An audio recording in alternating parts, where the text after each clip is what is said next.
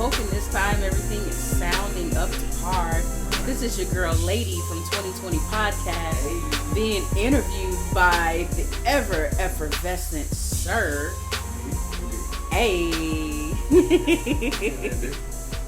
Yeet. Man, you know what? I'm waiting for someone to watch these videos. They're not going to catch it. I'm not even going to say. I'm just waiting on somebody to slide in my DM and be like, hey, did you put big again? I was going to start taking it out, but no, like, nobody's caught it. Let that shit ride, bro. Let it ride. I love it. I look forward to seeing it. And when the day you take it out, I'm gonna be like, "Hey, right? Come on, bro, put it back." Man, who said something? It's just little funny stuff like that. It is. You got to have somebody who's really a stickler for details to actually catch something like that. Right. That's the thing. I love it. Man. All right. Let me pull up my shit now. Just like with everybody else, Ray, I'm not just gonna start doing it. We're just gonna roll into that shit naturally. Well, you already know. I know. God don't make mistakes, man. And it's sad that I question that with my current situation. I'm like an impatient baby. There's certain things that I am accustomed to, and one of those things is having a car that runs and a job where I'm making some money. So I feel so out of place. I understand, but I'm gonna sit back, if that's all right. Okay. Something I've learned over the past probably 3 months is that, again, I'm finding more of my spiritual side in situations. Because there's two ways you can look at everything. You can look at it as the world beating you up, or you can look at it as God preparing you for something. Yeah. So I feel like when you go through certain things in the span of time that you were going through, I feel like there's a season for everything, right? Right. So just like with harvesting and farmers and stuff, they plant the seed and then they reap the benefits after. Right. I feel like a lot of times when there's too much going on and you're not focused where you should be, God will clear out literally everything. Yes, He does. And be like, get this right, get this right, get this right, then I'll bless you. Because to be honest with you, right? No matter what, God has provided in some way, form, or facet and got you to this point. There's no reason why He'd abandon you now. I understand. God does go silent. Woo! And I'm going to tell you why. I just gave this analogy the other day to somebody. God will give you a message through somebody else. I feel like a lot of times we wait for God's voice, and sometimes we'll get it. But a lot of times, you'll go somewhere random, you'll talk to a friend, you'll get a word from God through your friend. Or through somebody you don't know, even through a child. I had that happen. When God has already answered you once, whether it's been a year ago, a month ago, a day ago, if you keep asking Him the same thing, He's going to do what a parent does. He's going to stop answering you. And now it's on you. Now it's on you to check your faith at that point. Right. Do you really believe in Him like you say you do? Because if you do, you won't keep asking Him for the same thing. He's already told you that He's going to provide for you. It's just that impatientness in us as man. Yes. So when you have those situations, I feel like God is trying to tell you, check your faith because it's running low. Is your faith going to run low every time something doesn't go the way you want it to? When times get hard, are you still going to praise me like you should? Right. Are you still going to give me the props that I should? And He's testing us right now. And that's what I've been feeling, because as soon as you just give it up to Him, and it's like, you know what? That's right. I surrender. I surrender. Yeah. That's when little stuff start to happen. It may not be a big movement, but little things will start to trickle. And that's what I've been running on, like for the longest. Like everything has been happening. Everything. Right. And I don't talk about it a lot, which I really should. But I take pride in the fact that I know who my supplier is. Indeed. You know, it may not come from the source I want it to, but God will still make a way regardless. Right. So just hold on, sis. It's coming, because what happens is, with you being a poet, Your spirituality shows through your work. You're already accustomed to speaking on behalf and to those who are voiceless, right? Right. So in this situation, when you do overcome it and that you hit that lick, now you can write about it and respond. Hey, I was without a job for a minute. Mm-hmm. I didn't know how things was going to work out, but it did. I'm standing here before you, telling you. And I feel like, honestly, God has more for everybody. It's just not that season yet. It's like a chain reaction. It's like, hey, I take care of you, inspire you, you tell the next person. Then Right. they go through it, they experience it, they inspire someone else. Like, that's how testimonies work. And that's why I keep talking about transparency, the importance of it. That's why I do this interview anytime I can. Because y'all don't sometimes see the messages I get from other people. They'll be like, man, I really enjoyed that. Or they'll DM me, man, whoever wrote that was, or you interviewed was on it. Like, I got people from Florida, people in Tennessee, people in Mississippi, people in Cali, Texas, where else? I think the furthest one I had was Michigan. Uh-huh. That was like, I really enjoy y'all. Like, what y'all do and what y'all talk about is hard to talk about. Yeah. The courage it takes to do it is amazing. So I commend you on hold on, Ray. It's coming, sis. It's coming. It's coming. Now we got the appreciate shit out the way. Thank you for tuning in to another episode of A Business Minute. I'm your boy, Sirr. Hey, I need one of them horns. I know, right? But I'm here on location Ooh. with my sister, Ooh. one of my co-hosts, hostesses. Hey. Powerlines Poetry I'm in the building of Powerlines Poetry. What am I saying? Hey. Reydub The Life-Changer. I want to bleep that out on one of them, but I had to do that for you. How you doing, sweetheart? I am wonderful. How are you? I'm great. Thank you for inviting me here. Thank I you know for we had coming to out. reschedule a couple times. Hey, shit happens. I hate to say it like that, but that is quite factual. Very much so. Very much so. So, Ray, we're going to kick this thing off. Okay. To those of you who don't know who Ray is, Ray, could you tell everyone what it is that you do? Okay. Where do I start? All right. First of all, I am, as my lovely co-host Sirr mentioned, I am a member of the 2020 podcast gang. Gang. Yes. Hey, I am your girl, lady. I try my best to bring forth content with regards to spoken word. Things have been kind of rough lately, so I have not been putting out as much content as I would like to, but every once in a while, when the mood hits me, there are certain topics that I want to speak about just for a minute. Actually, I recorded one today. Check my page. Hey. I did record something today about something that I saw on TV with regards to being good co-parents, and something that kind of ticked me off. Okay. But first and foremost, I suppose that I am one of 8 members of Powerlines Poetry. Hey. My stage name is Reydub The Life-Changer, and I'm quite certain sometime during this interview we will break down exactly what it means. Hey, I'm with it. All right. So, Ray, how long have you been doing Poetry Suite? I have been writing since, I'll say, my junior year of high school, so we're talking like 95. Man. Yeah, OG.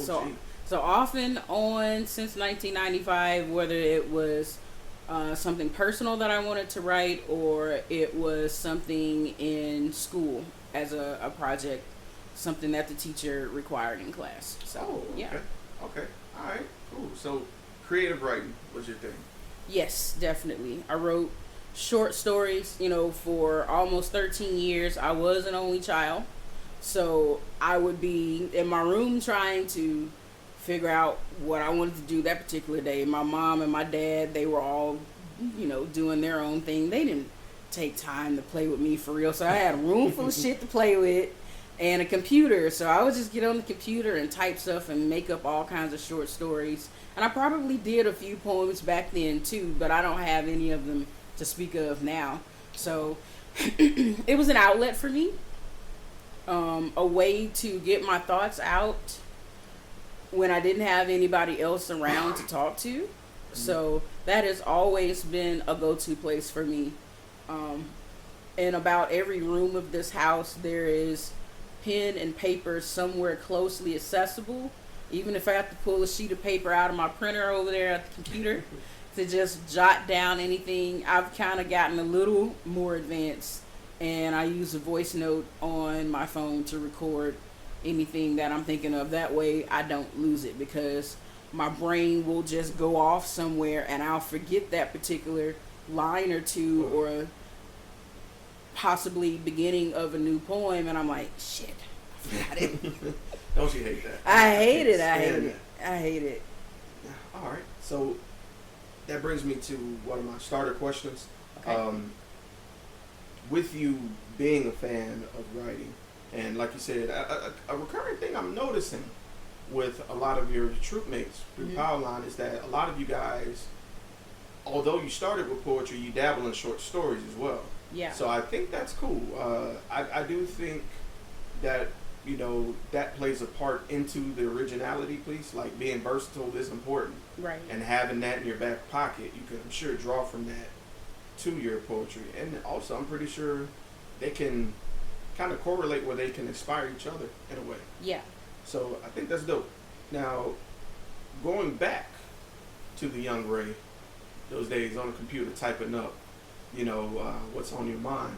Like, what inspired you to say, you know what, let me just type some stuff? Like, was there like a source or just a spark that happened?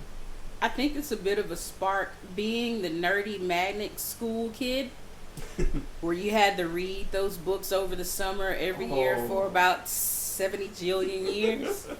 Summer reading list. Oh man, they were the worst. My mom always made sure I finished my books like in the first month and a half. Going and get the book reports out the way so you can enjoy what's left of your summer. But I think from there, being creative from all of the different books that we were required to read, that's just where I got the inspiration from. It wasn't like anything going on in my life other than school, because quite frankly my mom was crazy and that was all I got to do was go to school, study, do your homework, make good grades. So I pulled a part of that, I guess, into my personal life, and I have been writing for a couple of decades now. Okay. And I hear you on that. When I was a bit, and I hate using this term, but it's more accurate the older I get, and I see some of the lifestyle changes that people have that I've noticed growing up. Right. Sheltered. I hate to use that word. Was totally but terribly sheltered. Same here. Same here. Same here. And pretty much school and church was it. That's it. Right. You go to school, come home, do your homework, go to choir practice, be an usher, all that shit you didn't want to do, you had to do it. And that's what it was. Right. I understand. And I think, and this is just me, the mind is an abstract playground. It's like a sandbox where you can literally make whatever you want. You just have to will it and make it your own. And I think with it being an infinite sandbox in your mind, you could really draw from that well the more, I guess, more vividly all the than time. some other people. Because what I found myself doing, and this is just me, when I was in that situation, I would go on vacation to New Orleans, and while I was there, I would, and the term is stop and smell the roses. Right. I would take notice of all the things around me. I would just literally stop and just look at every single detail around me that I could, and I would draw from that as a memory and use that to help me write, because I did the same thing with creative writing in high school. And so that was me. I would kind of like take like a snapshot of where I was, and I would draw from that as inspiration. Yeah. All right. So, my next question. how do you manage? Well, excuse me, I almost skipped the question. Now, as far as the inspiration goes, I understand that it was more of the reclusiveness of it that you drew from. So, with that being the case, being mainly to yourself, were there any obstacles that you encountered when it comes to writing because of the reclusiveness, or just in general? Let me go with in general, and this is something that I've been thinking about all week that I wanted to make sure that I brought up. Okay. Because it's so ironic. A couple of weeks ago, I had posted a picture of some of my classmates from our senior year in our AP English class. We're all decked out in the uniforms. Yeah, remember that I saw picture? that pic. Yeah, so somebody tagged that teacher of the classroom that we were in, and her name is Stella Hester. Let's go ahead and say that, Stella. So we had this project called the Big Kahuna that everybody was always so crazy about. I don't know why she called it the Big Kahuna. She would decorate the room with Hawaii type tiki party stuff, and you had to put all of these things together and get a good grade on it. But there was a poetry contest that was held by the school system every year. And they gave, first place to elementary, middle, and high school students or whatnot. So I decided to write a poem. The topic was We Are the Future. I wrote a poem. I went over it. I proofread. I made sure all of my subject and verb agreements were right. And I submitted it to my teacher. And she looks over everything and she comes back with all of her, critiques. And she says, I need you to change this, this, and that. I don't like the way this flows, and I think it would be better for this competition if you do this and that, and just take it home with you over the weekend and bring it back on Monday with the corrections. So I came home whole weekend long looking at what I wrote versus what she wanted me to change it to. And I was about to make the changes, and I said to myself, you know what? I'm pretty content with where this poem is, right where it is. So I just printed out a whole nother copy because she had written all over my shit. I took it back to school on Monday, and I explained to her that I didn't think those changes were necessary, that this was my work, and I wanted to present it as is. Long story short, guess who won first place in the whole county? She did. Hey. I won. And I always thought, would I have won if I had made the changes that she wanted me to make? Guess I'll never know. We'll never know, because damn it, I won. And so it's so ironic. Somebody tagged her in that picture, and she asked what everybody was doing. And I stick my chest out and start to type. I was like, hey, I'm in a poetry group now. It was hilarious. It was like, the sweetest revenge, right, if I were to use that word. But yeah, there are people who will tell you, I don't like the way you wrote this, or I don't like the way that you say that, and I think you should make this change right here to fit their box. And that was one of the main things that I dealt with when it comes to writing and speaking my truth or my interpretation, which to me, creative writing is what you want. Right. Not necessarily the changes that somebody else wants you to make to me. You shouldn't use these words. You shouldn't have it sectioned off like this. And then you have to realize, hey, this is my work. And it kind of hurt my feelings. I'm jumping back and forth. They had this banquet dinner. Okay. And they had all of the people from the school board there and camera crews and all of this. And everybody else's teachers were there except her. She decided not to come. And here I am, the only chocolate drop in the room, might I add. and I'm reading my poem, and everybody else is standing around congratulating me and thanking me and asking me where my teacher was, and I was like, I don't think she was feeling too well. But needless to say, I love Miss Hester. I really do. It's just at that moment I felt like I needed to stand up for myself and let my work speak for me. I respect that. And I think she did too, in a way. Yeah, because at some point you have to follow your heart, and when you do that, you're unapologetic. There's nothing wrong with that. Not a thing. I feel that. That resonated with me. All right. So my next question is a little bit different.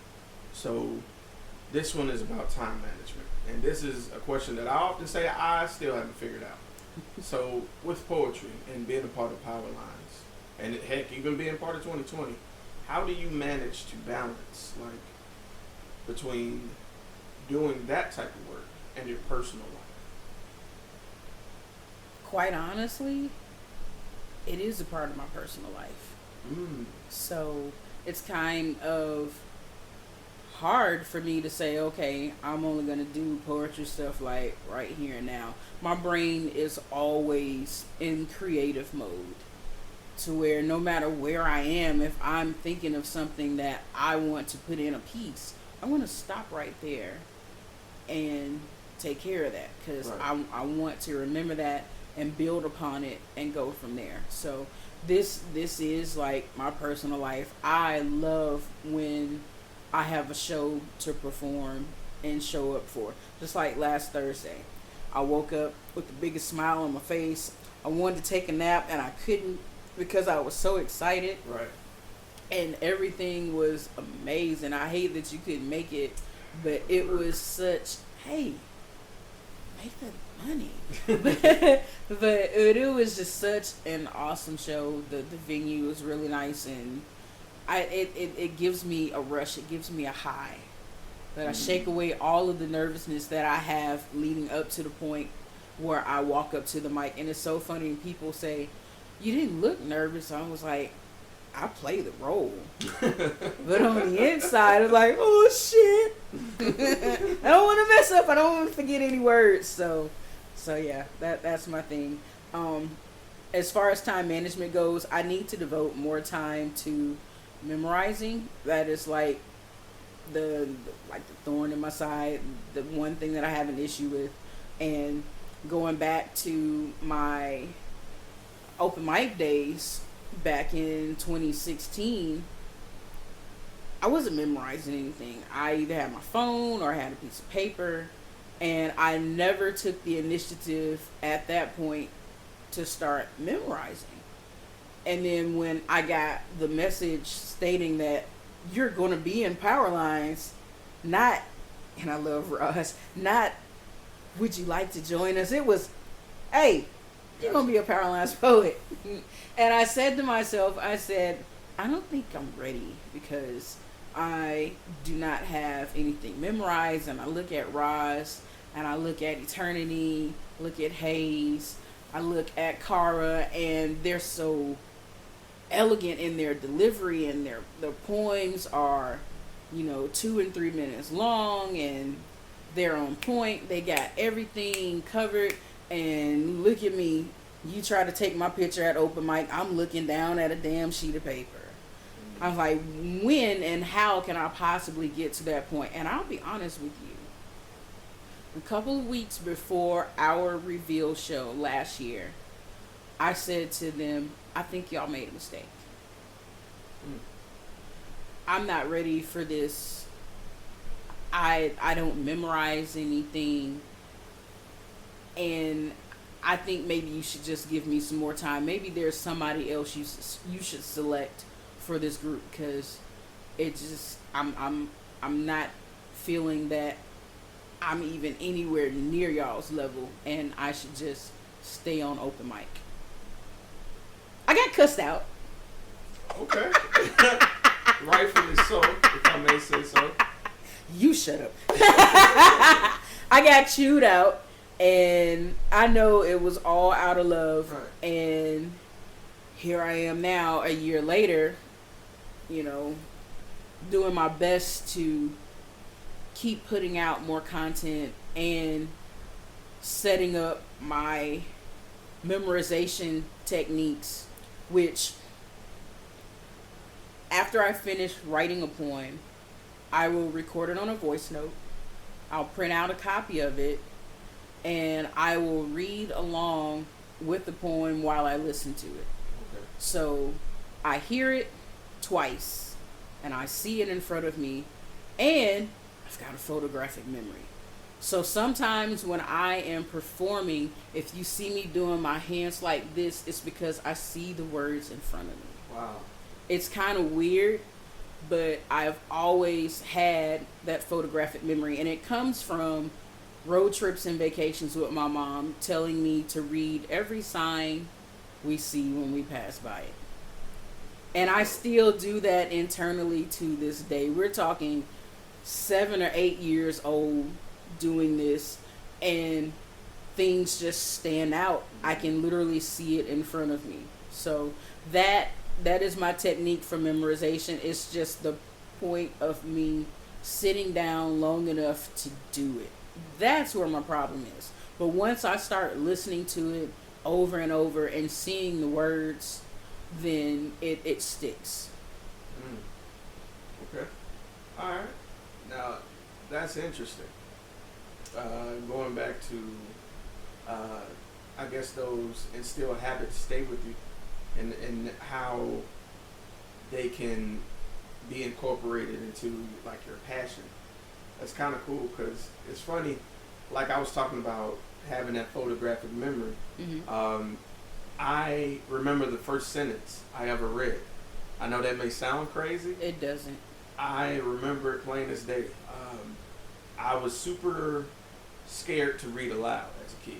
Like when I was younger, Mm-hmm. when I was learning to read around 4 or 5, Right. I was super afraid. Like I would read to myself, and I had plenty of books.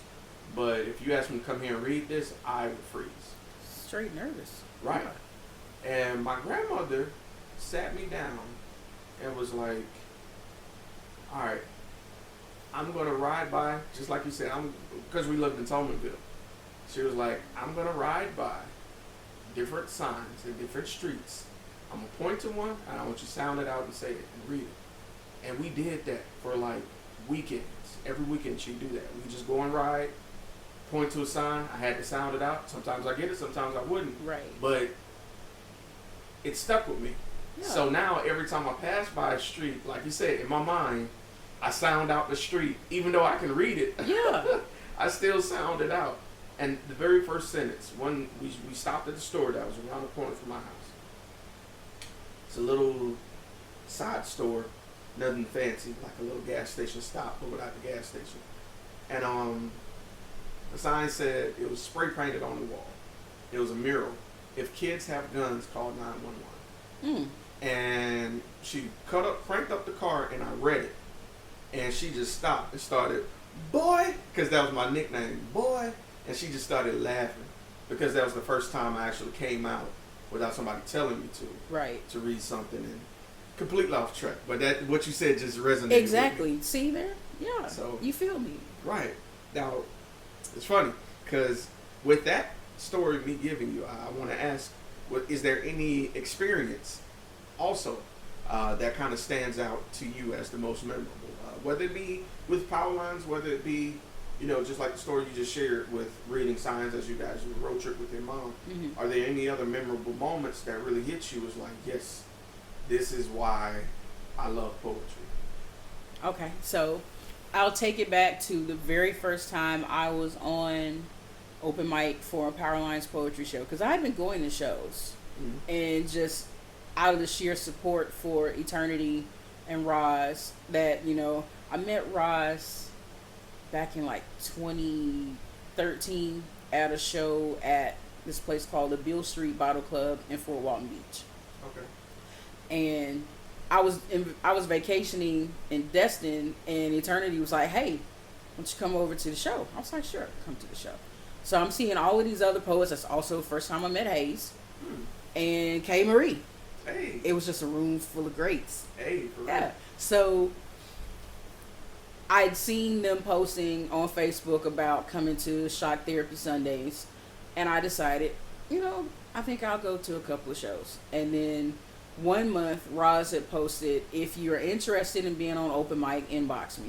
So I inboxed her. I hadn't done any spoken word since my days on the yard at Alabama State, and we're talking 96 to 98. Mm-hmm.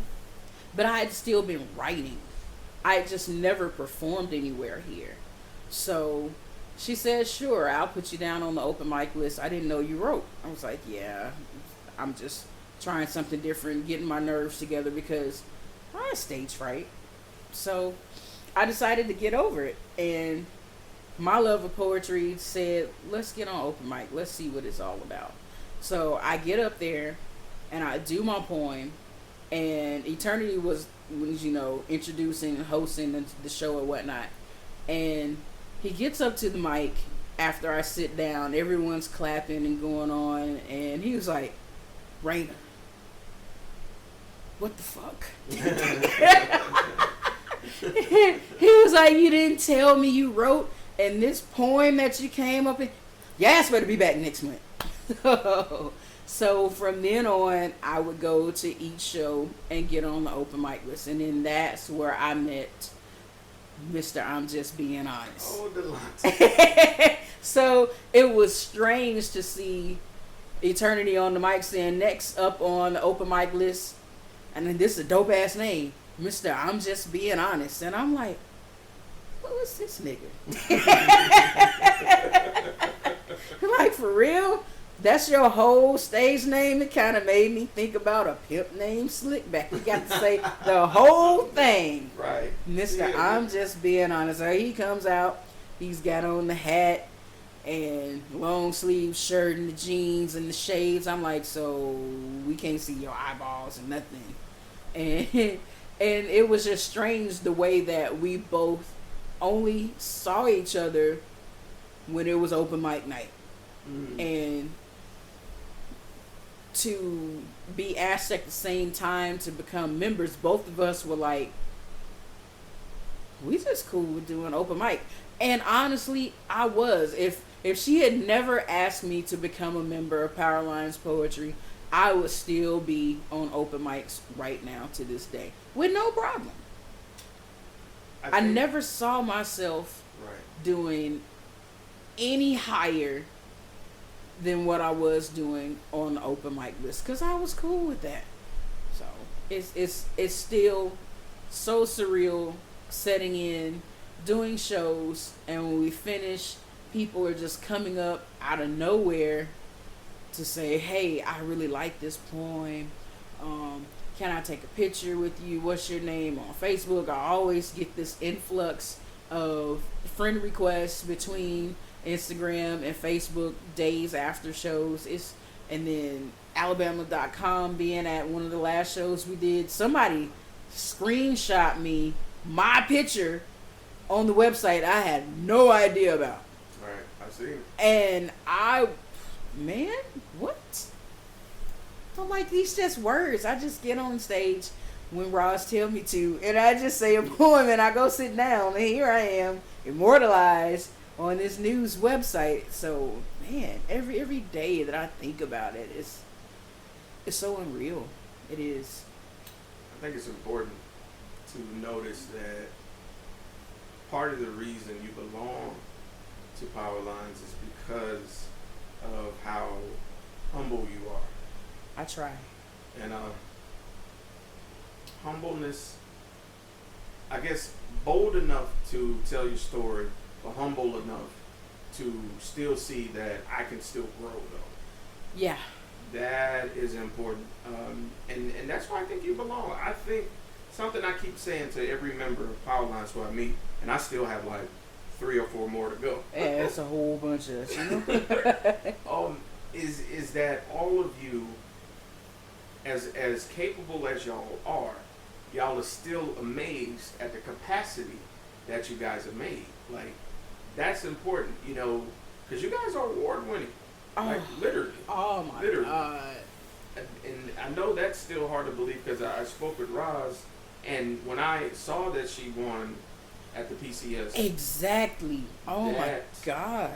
Whoever recorded that reaction, I appreciate that. Cause yeah, she was right on point with it. And I'll tell you a secret. The chick who recorded and I both knew that she'd already won, but we had to sit on it. Because, you know, at the time, I was in Port City Second Liners and on the PCS Honors Committee. So we had a run of show for each award that was being given, and they had in a red line who won. And I didn't mean to see it. It just happened. I was just flipping through to see how the show was going. You know, me being a performer on the show, and then to see that she had won, I was like, crap, can't say that. So the person who recorded knew as well, so that was why she recorded it. But it was the perfect caption. I told you God don't make mistakes. Man, I just told you not. He be wilding out, you know. Man, God. You know the thing? I'm totally off subject. I think God is a comedian, but I'm gonna He come back to is. that. I'm gonna come back to that off recording because yeah, I ain't trying to make nobody mad. But, so with that question and having those memorable moments and reliving those moments where they ask you to be a part of something greater, y'all are like the Avengers of poetry. But you know what? It's so funny you say that. My poetry friend in South Carolina said y'all look like the Justice League. I love Hilarious. it. I'm here for all nerd references. All of them. So, on the flip side of that, because for every high there's a low, and every mountain has a valley. Yeah. So, other than, you know, the moments where you felt like, I don't, you know, I just didn't feel worthy, you know? Right. Were there any other moments where you felt like you wouldn't be successful with your poetry? And if so, who or what changed your mind?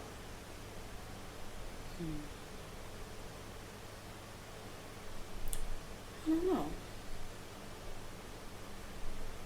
I guess because it's always been such a love of mine. A lot of my poetry would be inspired by lows in my personal life. Okay. And it would be some difficult days to actually focus on that particular piece to the end. Mm-hmm. And I can't say there were some times where I decided, you know, I'm not going to do poetry anymore. But I used to work a job that required at least 85% travel through the year. Ooh. And I was just always all over the place, and I never really had any personal time for myself. So my writing fell off between 2010 and 2015. Fell totally off because I was always in somebody's airport, somewhere in the air, in a cab, on a bus, anywhere. And it was something about picking that pen back up after I was no longer with that particular company, and the inspiration started to come back. It was like a part of me was reborn. Not only did I start back with writing and poetry and eventually making the decision to want to become a performer, I also got back into singing. That was something that I missed because our travel days were on Sunday. Oh, man. So I would go to rehearsal for the sheer camaraderie of being with my choir members, but they knew that I wasn't going to be there to sing on any given Sunday because most of the times I would either already be out or traveling out early that morning, 5:30, 6 o'clock flights. So I'm glad that I was able to pick that back up. It's sad that a job had to be removed. See how God works. The job had to be removed. Yeah. In order to get back to me and the things that I love and enjoy to do as far as expressing myself, whether it's in song or in words. Yeah, just like we were saying, man, when you're in a position where you have to decide with man or God, God will let you make that decision a few times, and then He'll shut a door. Right? He'll shut a door. He'll shut a door. He shut quite a few doors, and I'm trying to figure out if He's gonna pry open a window for me or something. Something's coming. See, that's the thing. When you're in that position where you're wondering where the next one comes from, you have to think outside the box. It may be a whole new building. It may be a whole new venue. Yeah. It could be a change that you can't even fathom, because a creative mind, God, well, I'm not even going to say a creative mind. God is the creative mind. True. So He can make ways that you won't see coming from far. So, like I was telling you earlier, sis, just hold on. Indeed. All right? So now, my next question, I call this the long term. So, where would you like to see yourself in poetry in the next 1 year, 3 years, and then 10 years? Within the next year, I really want to be on top of my memorization game. Okay. And focus game. I think my problem more is with focus than it is with memorizing, because once I get myself to allot the time to memorize, in a week I've got it down, and I'm walking around the house rehearsing it. It's so strange. This time last year when I was trying to remember a piece, I was baking a cake, and I put the poem right next to the paper for baking the cake. And if you go in my kitchen right now, you'll see on the cabinet, on the shelf, the cake recipe here and the poem here. I have never taken it down. One, because I like making that margarita cake. Hey, you know about that cake. I know that cake. Yes. And every time that I make that cake, I look at that poem as if I'm trying to memorize it. So next time I make that cake, I'm going to put up a different poem and go from there. So, yeah, I try to find some kind of technique that is really going to make me say, yeah, I'm going to focus on this right now and nothing else, because we've got to get this done. Stop procrastinating, stop bullshitting, and come on and get this stuff done, because we got shows coming up and you need to be prepared. So that is my 1 year goal, to maximize my memorization game and my focus game. In 3 years, I hope that I have a chance to record something. If I were to get some of my favorite pieces together and compile an album, that would be nice, especially set to music. I would more than likely like to do the vocals myself if I have any. Yeah, that's something that I would definitely love to do. And more shows, quite possibly getting into slam poetry as well. Okay. That takes a lot of dedication, as far as keeping it down to a certain time limit, also allotting time for the crowd to react to something that you've just said. You've got to get it in that particular time frame or you're penalized for it. So in my 3 year thing, that's something else that I would hopefully like to be on that level, which of course memorization skills and more writing classes, and we've had some writing sessions lately. Hopefully we can have some more of those as well as a group to help each other out, right, to crank out some new pieces. Also to have, and it's so strange, somebody hit me up like a week before their wedding asking if they knew of somebody that could do a poem for a wedding. I was like, bruh, why you wait a whole week? Right. You know how long it takes somebody to write something and memorize it and rehearse it and be confident enough to be at something as huge as a wedding. Right. So I want to get to the point where if someone asks me to perform for something, that I have all of these different pieces in a can, basically. Some for a wedding, some for a funeral, something for a graduation, any kind of topic that I can use generically and make small modifications to suit that particular person. That's something that I would also love to do within the next 3 years. For my 10-year goal, I would love for us to be traveling internationally as a group and performing and making all the money in the world.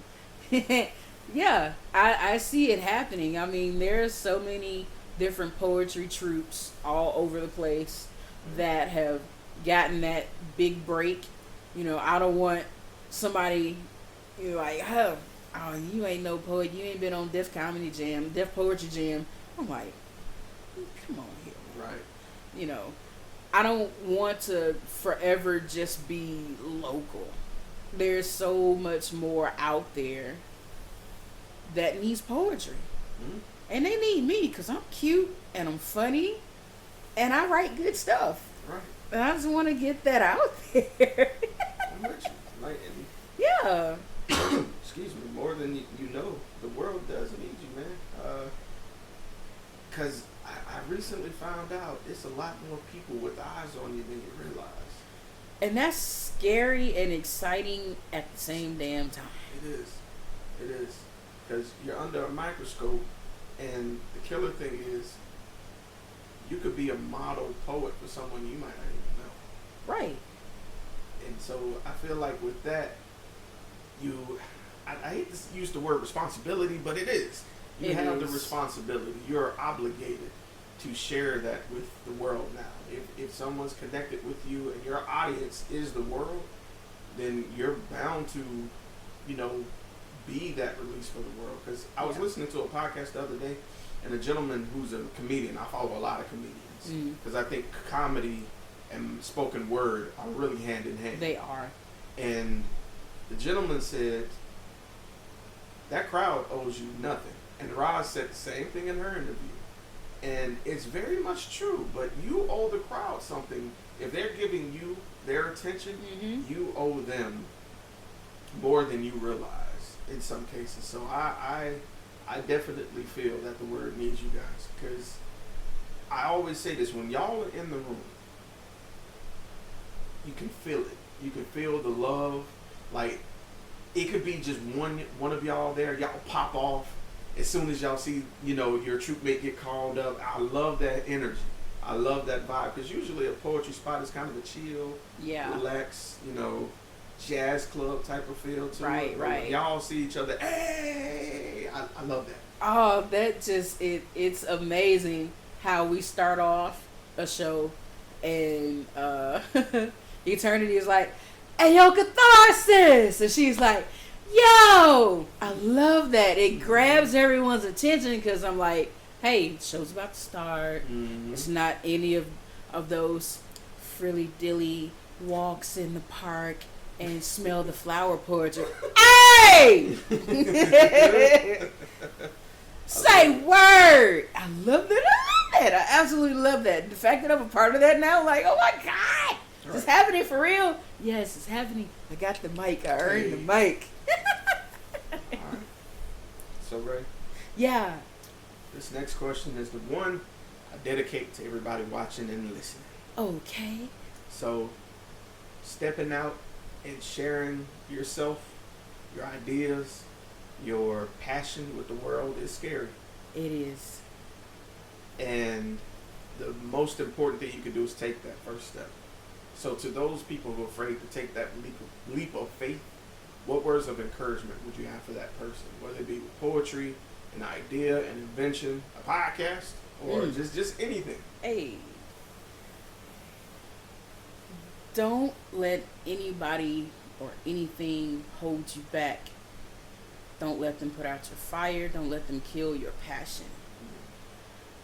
Thankfully, in my situation, when I finally decided to get on an open mic and share my words and my thoughts and my life with the entire world,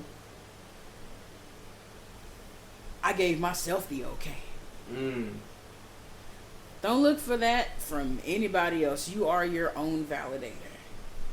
If you have the love and the passion and the desire to do spoken word, to sing, to tell jokes, to play musical instrument, weave baskets, sell chicken wings, get out there and do it. Right. Yeah, it's a whole bunch of other people doing the same things, but you have to think about it, it's almost 8 billion people on the earth.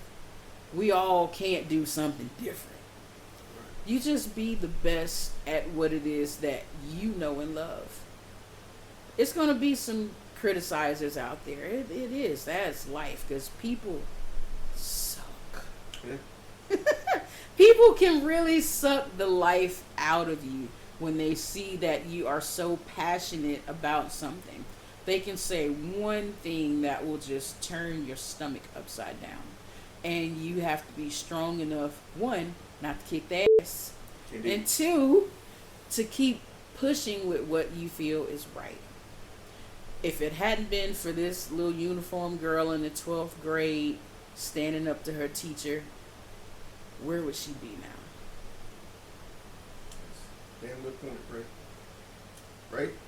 Yeah. If anybody wanted to get in contact with you, whether it be about poetry, whether it be about... Honestly, they just want to get in touch with you and see how awesome you are. Because I know, but they need to know.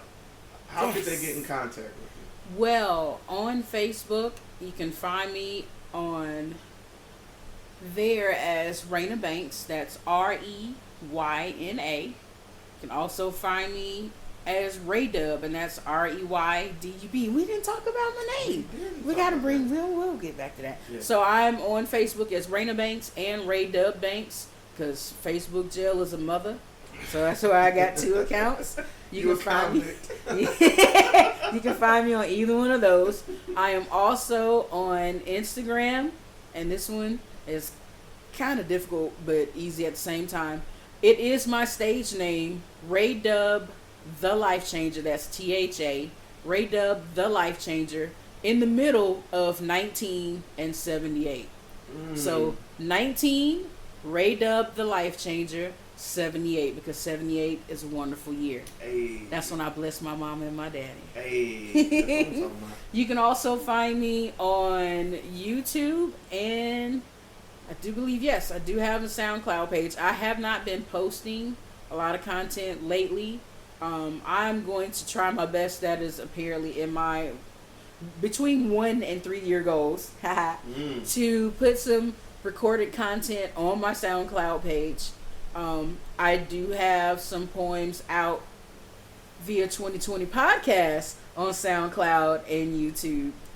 You can also find out more about me on www.powerlinespoetry.com. All of our bios are listed. Mine, of course, is there. It tells you a little bit about why I started doing poetry, and it will have all of our up and coming show dates. So those are the ways that you can get in touch with me. I don't give out my phone number very often unless we real cool. So you sneak in the DMs. I don't know. I ain't had enough of that now. But feel free, if you ain't on that BS, you can holler at a girl. I'm real cool. I don't bite. I don't fight. I'm too cute to fight. Pow. I'm just cute. So holler at me. I'm real approachable. Indeed. Don't look at the face, because sometimes I might have a little resting bitch face, but it's probably because I'm thinking about something, probably thinking about a poem. But always feel comfortable enough to just step up and have a little chat with me. All right. And so, with that, Ray, I appreciate you. Thank you, sir. I've been wanting to get this one in for a minute, and I got it. So Yes. I know it's gonna be a hit. So, One more thing. Go ahead. One more thing. The name, the stage name. Oh yeah. Yeah. So it's strange. The months leading up to becoming a Powerlines poet, Roz was like, I need a bio from you. Try to figure out what your stage name is going to be, because we basically, I'll call it a rush. We definitely pledged to get these mics around our neck. There were some times where I was like, okay, all right, Roz, I got you. I'll start working on this. We'll figure this out. And the preparation for actually being on stage and dealing with either being heckled or ignored or talked over, that in itself was funny, because we were saying the poems that we were doing, and they were acting like people in the audience between eternity, evil ass. hey, I told you I'm down at the club. I'm like, is it really going to be like this? It's really like that. Case in point, last Thursday, there were people just talking so loud. The DJ stopped in the middle of one of our poems and said, hey, we told y'all to respect the mic. Right. These people are trying to deliver their craft. You wouldn't want somebody to do this to you.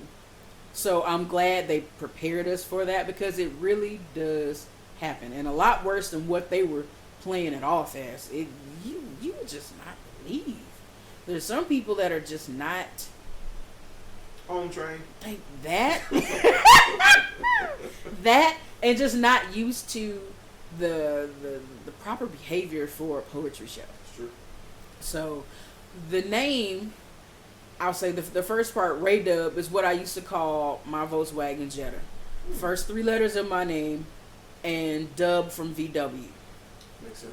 So that's where I came up with Reydub. So I started actually using it for myself and the car.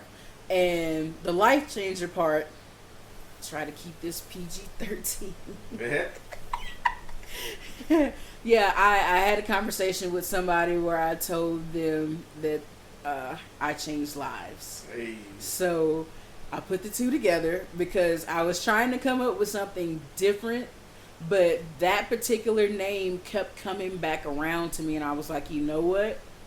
I'm going to stop fighting this shit. Own it. This is my stage name, Reydub The Life-Changer. And yes, you got to say the whole thing. I love it. I love it. How you brought it back around. Yes. Yes, and that's another reason why I think I should be a comedian, because I bring shit back around. And if you're paying attention, you'll understand where it came from, so we can laugh all over again. Yes. Yes. I love it. I'm here for all of it. All of it. Well, Ray, thank you. Like I said, I'm always excited about these. You don't understand. Like, I prepare my day for these interviews. Like, I do a checklist of equipment, of course. Yeah. And I make sure I have my questions. I make sure I'm hydrated so my voice can be projected pretty well. And I just, these make my day, because I go back, and when I edit these, I kid you not, I listen back to the interview probably, I upload them within usually a week and a half. I probably watch and listen probably a good 50 to 100 times. And that is because you are passionate about what you do. If you didn't care so much, you would just throw any old piece of shit out. You'd be like, 2020 podcast, watch it, eat, and be done. But no, you love this. This is your baby. And I am so thankful for you, not only for creating this platform, but asking little old me to be a part of it too. That speaks volumes. It's just, last year was an amazing year to be asked to join stuff, and I absolutely loved it. Right. I remember when we met, and just the when we was at the Sirr time. Yeah. And just sitting down, because I'm like, oh man, I hope the chemistry's on point. And Ray, you came in there as R-rated as you are. And I was like, I love this girl.